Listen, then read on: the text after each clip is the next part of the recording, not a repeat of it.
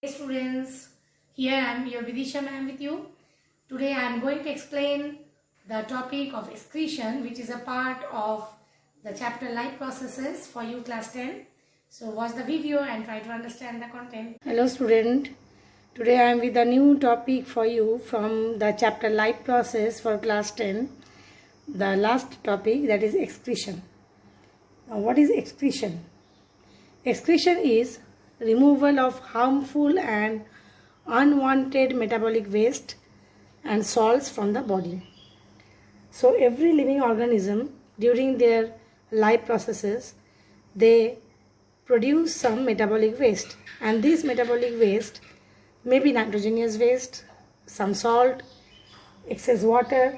So these toxic substances accumulate in the body and they need to be removed from the body, and that process of removal of harmful substances or toxic substances from the body of an organism is called excretion. So where are these excretory products stored? The excretory products of the organisms are stored in their excretory organs. Now what are the functions of these excretory organs? The excretory organs generally perform two main functions. First is maintaining the osmotic balance. Osmotic balance means maintenance of the water level or the amount of water balance in the body. And second is to maintain the homeostasis of the body. That means internal environment of the body. Next come, what are the significances of excretion? Now excretion is very important for any living organism because unwanted byproducts of the metabolites or the metabolic processes are excreted out or they are removed out from the body to decrease the toxicity in the cells. The maintenance of ionic balance of the body take place, and excretion process also regulate the pH and water content in the body. So these are the significances of the excretion. Next, I just now told you the function of excretory organ is to maintain osmotic balance and homeostasis. Now what do you mean by homeostasis? And homeostasis, I told you, just it is the internal environment of the body of the organism. Now you see here the total well-developed system is there in higher organisms or complex multicellular organisms, where it includes various type of organs that maintain this osmoregulation or maintain the homeostasis of the body. Those organs that are associated with the process of excretion are together known as excretory organs. Now every living organism have a excretory system.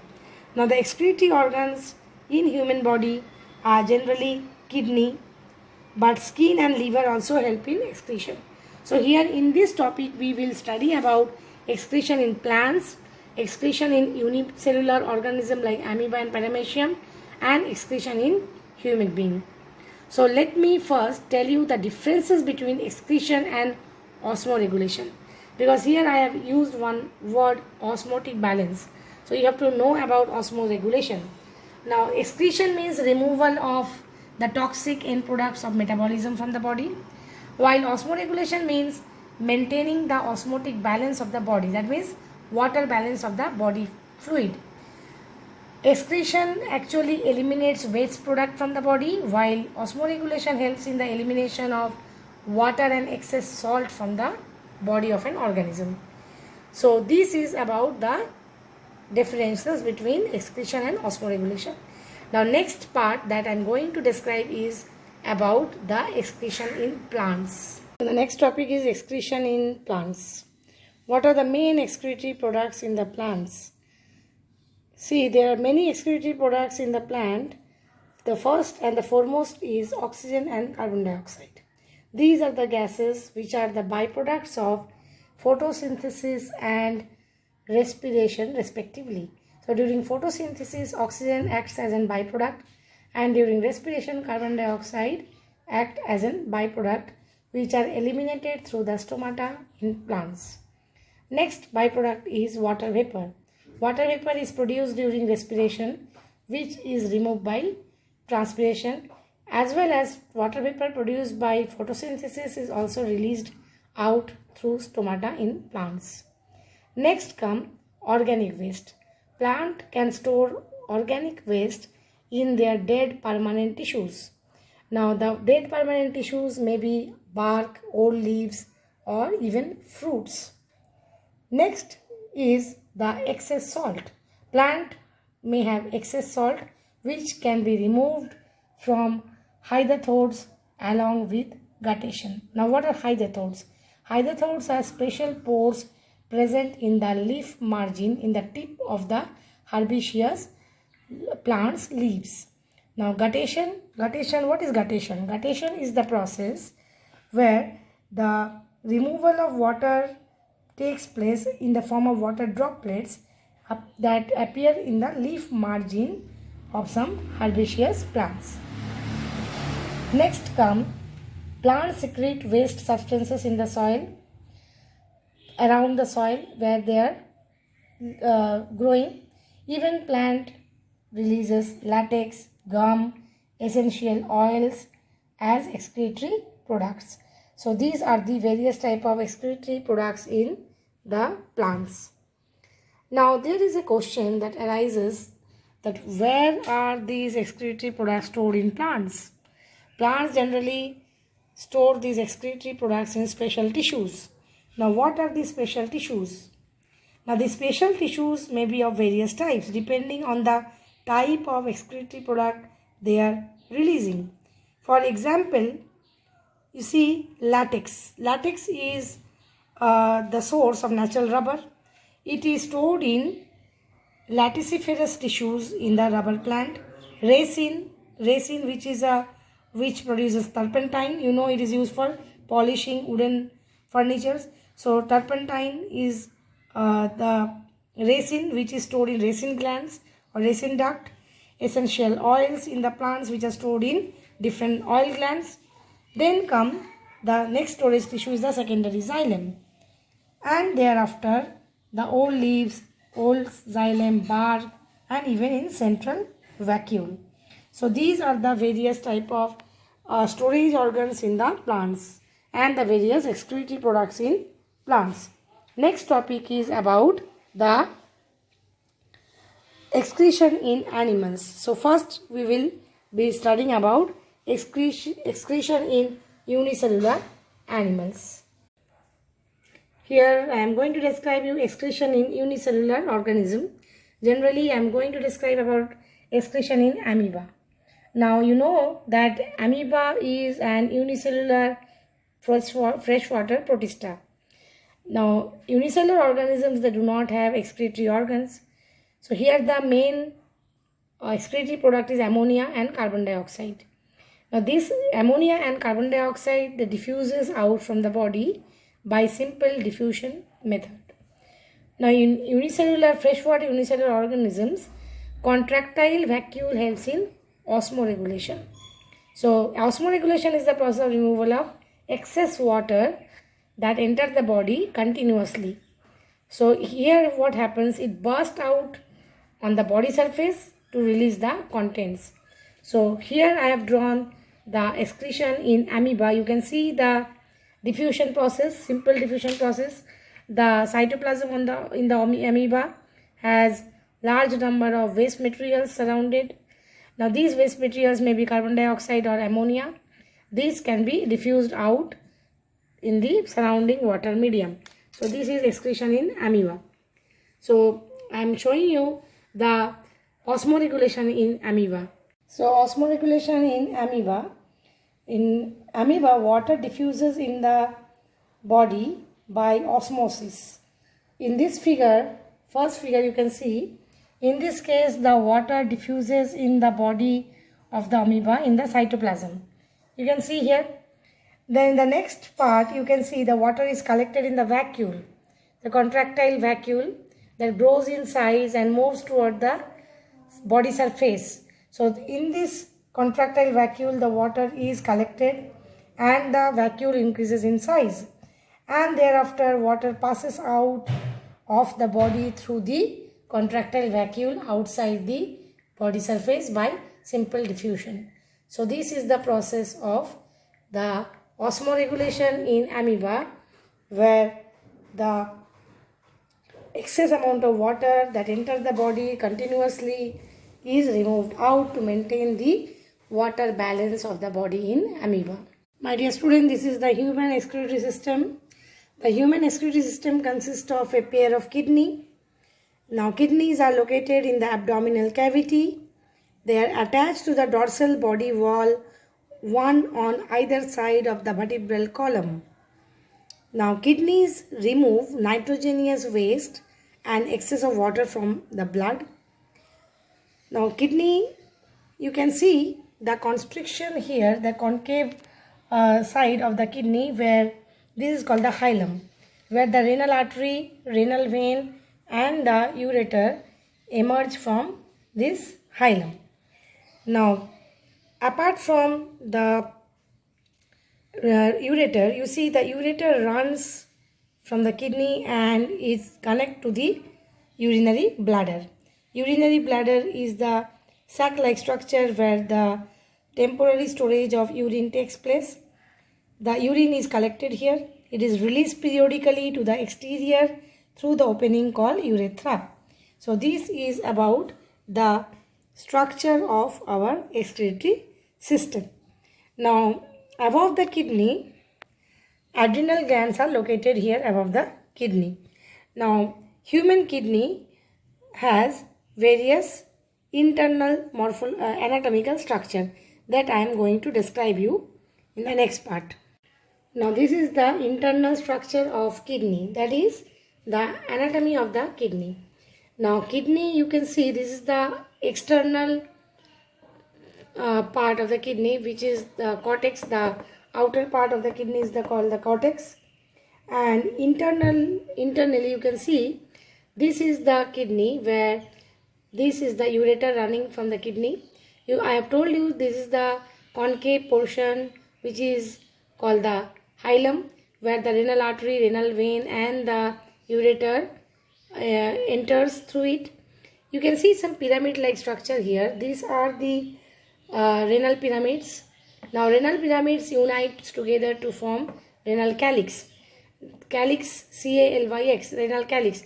Now these all together are called renal calyces, which is the plural of renal calyx. Now here this part, the internal part of this kidney is called the medulla. So this is the cortex, is the medulla, and these are the renal pyramids. And here in the renal pyramid, you see in between the renal pyramids there is some space which is called the column of Botini, or which can be also known as renal column. Now here I have dotted some structure in the renal pyramid. Here lies the nephron. So nephron is the functional unit of kidney. So nephron contains main two parts, renal corpuscle and renal tubule. Renal corpuscle, which is also known as Malpighian body. So renal corpuscle or Malpighian body is again divided into two main parts, Bowman's capsule and glomerulus, while renal tubules are divided into proximal convoluted tubule, Henle's loop and distal convoluted tubule. Now let me describe about the nephron in detail. Now in human kidney, there are millions of nephron. Nephron can be divided into two types. One is called the cortical nephron, which are confined in the cortex region. Another type of nephron are called juxtamedullary nephron, which lie in the medulla, and the loop of Henle lies towards the cortex. So they are juxtamedullary nephron. We will study in details about the nephron in higher classes. Now let me tell you the structure of the nephron. So this is the structure of the nephron. Here you can see the structure of the nephron, where this dotted line I have shown here is the nephron. Now as I told you, nephron contain two main parts, the renal corpuscle and the renal tubule. Now renal corpuscle or Malpighian body contain the two main parts, that is Bowman's capsule. This is the Bowman's capsule, and I told you the glomerulus. So glomerulus lie within the Bowman's capsule. So afferent arteriole and efferent arteriole, they enters the Bowman's capsule and form the glomerulus. These are the part of the renal corpuscle or Malpighian body. Now next is renal tubule. The renal tubule includes the PCT, that is proximal convoluted tubule. This is the loop of Henle or Henle's loop, and this is the DCT or the distal convoluted tubule. Thereafter this is the collecting tubule or the collecting duct. So this is the structure of the human nephron or the nephron, which is a functional unit of kidney. Now you see here how does the kidney work or how does the urine form in the kidney. Let me tell you the next part. I hope you understood the structure of the kidney in detail and the structure of the nephron. So nephron is the functional unit of kidney which contain main two parts, renal corpuscle, renal tubule. Renal corpuscle includes Bowman's capsule and glomerulus, and renal tubule include PCT, DCT and Henle's loop. So next part is how is urine formed and how does kidney work. Let me describe that part. So as I told you, kidney performs two functions. One is osmoregulation, that is maintenance of water balance in the body, and next is urine formation, that is formation of urine which constitute various type of substances like uric acid, urea and other substances which should be eliminated from the body. Now urine formation includes four main steps. Now what are the steps of urine formation? First is ultrafiltration, second is selective reabsorption, third is tubular secretion in the distal convoluted tubule or DCT, and last is concentration and osmoregulation. So these are the four steps of urine formation. So let me describe each and every step in details. Now you see here I have drawn the Bowman's capsule, the nephron. The nephron, here you can see the afferent arteriole, efferent arteriole. This is the nephron, Bowman's capsule. This is the glomerular capillary in the Bowman's capsule. Here you can see the peritubular capillaries running through the Bowman's capsule and the renal vein. Here I have drawn it. Now let me describe what goes on in this nephron. First is ultrafiltration. Now what do you mean by ultrafiltration? Ultrafiltration can be also known as glomerular filtration. Why glomerular? Because it takes place in the glomerular capillaries. Here you can see the glomerular capillaries.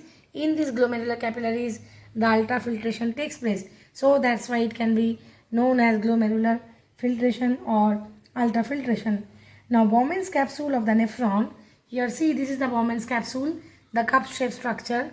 The Bowman's capsule, which is the part of the nephron, it acts as ultrafilters. Now the blood flows inside the glomerular capillaries under pressure. So here you can see the afferent and the efferent arterioles are passing, and leaving the glomerular capillary. So here you can see the glomerulars. Here in the glomerular, the blood flow in great pressure, and also water with dissolved molecule from the blood plasma diffuses out into the lumen of the Bowman's capsule under pressure. So in this lumen of the Bowman's capsule, the water, that is from the blood plasma diffuses out.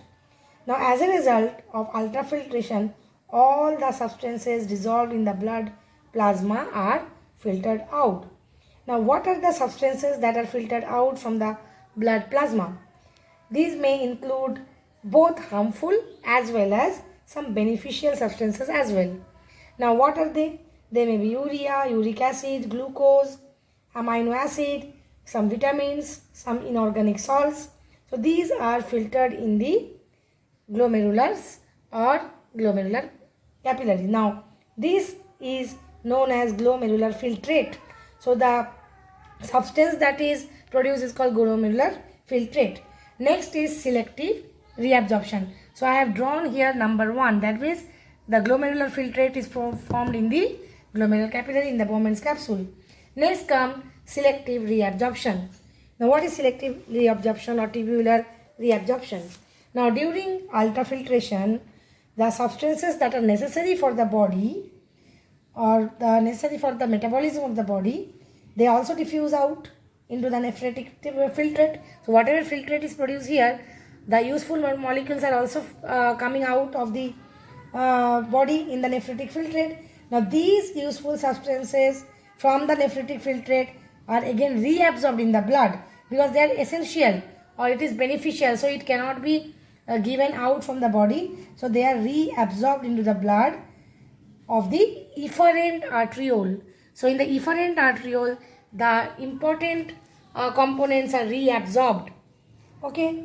Now what happens, you see, for this purpose, efferent arteriole forms a network for peritubular capillary. You can see the peritubular capillary.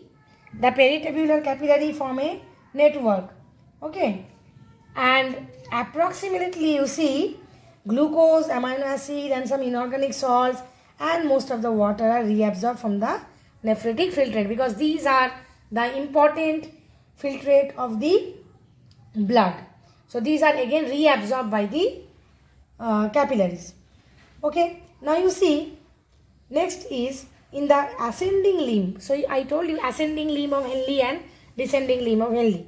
So in the ascending limb of the Henle, active reabsorption of sodium chloride takes place without water. So active absorption means active process and passive process you have studied. So active means with the energy expenditure process, some sodium chloride ions absorption takes place without water in the ascending limb of Henle. Okay, the third is the tubular secretion. Tubular secretion I have shown here in the part 3. Tubular secretion in the distal convoluted tubule, that is DCT. Now the excretory products which are left in the blood after reabsorption by the PCT, that is the ascending limb, here it is secreted in the uriniferous tubule by diffusion process, and like creatinine, some potassium, these are secreted from the blood in the nephritic filtrate. And fourth is the concentration and osmoregulation. You can see here I have drawn near the renal vein.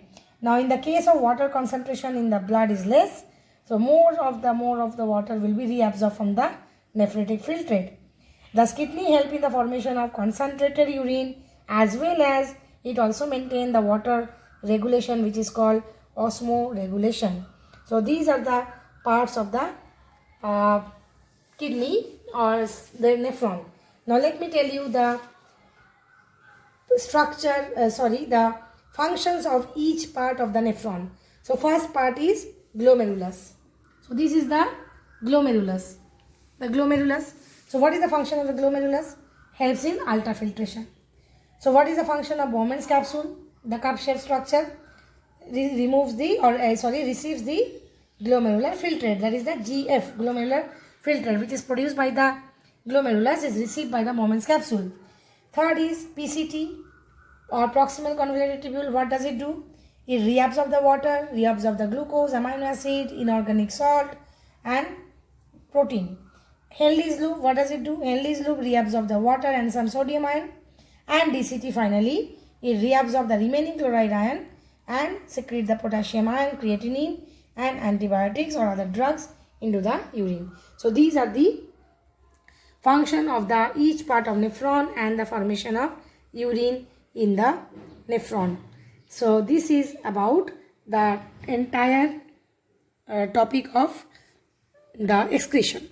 Now what is urine? Now urine, I told you, it is the liquid waste of the body that is released out from our kidney.